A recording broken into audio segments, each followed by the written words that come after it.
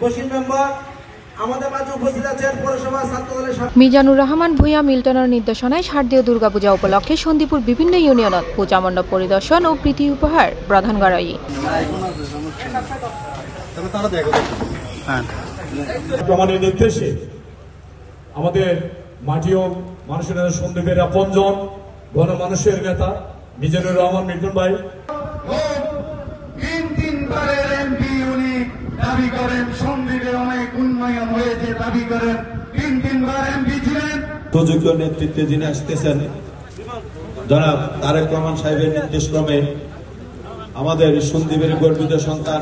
সেপ্টেম্বরের 29 তারিখ সোমবার দক্ষিণ সন্দীপুর বিভিন্ন ইউনিয়ন ও ওয়ার্ডত এই কার্যক্রম পরিচালিত হয়। স্থানীয় নেতাকর্মী হলে পূজা মণ্ডপত উপস্থিত হয়ে পূজারী হলরে শুভেচ্ছা জানায় এবং আয়োজক কমিটির পরে মত বিনিময় করে। এই সময় মিল্টনের পক্ষতুন ভক্তলর হাতত প্রীতি উপহার তুলে দেওয়া হয়।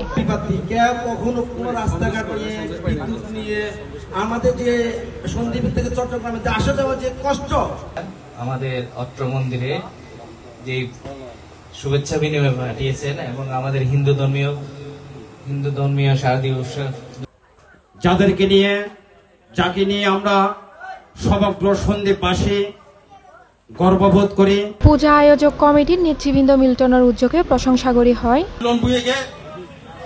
পাঠানো হয়েছে একটি কারণে, যাতে কোন সন্ত্রাসী চাঁদাবাজি যাতে না হয়। মিল্টন ভাই আমাদেরকে দিক নির্দেশনা দিয়ে পাঠিয়েছেন যে দুর্গাপূজাগুলো অনুষ্ঠান হচ্ছে তাদের মাঝে আপনারা তাদের আনন্দের ভাগাভাগি হন। যে ছায়া আমাদের জনগণের মনে জায়গা করে নিচ্ছেন, এটা আমরা অত্যন্ত অভিভূত।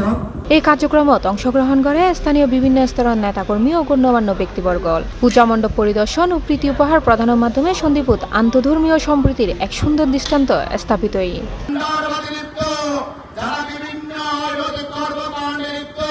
আমাদের প্রাণপ্রিয় নেতা গরিব দুঃখী মানুষের কণ্ঠস্বর এবং বিশিষ্ট দানবী।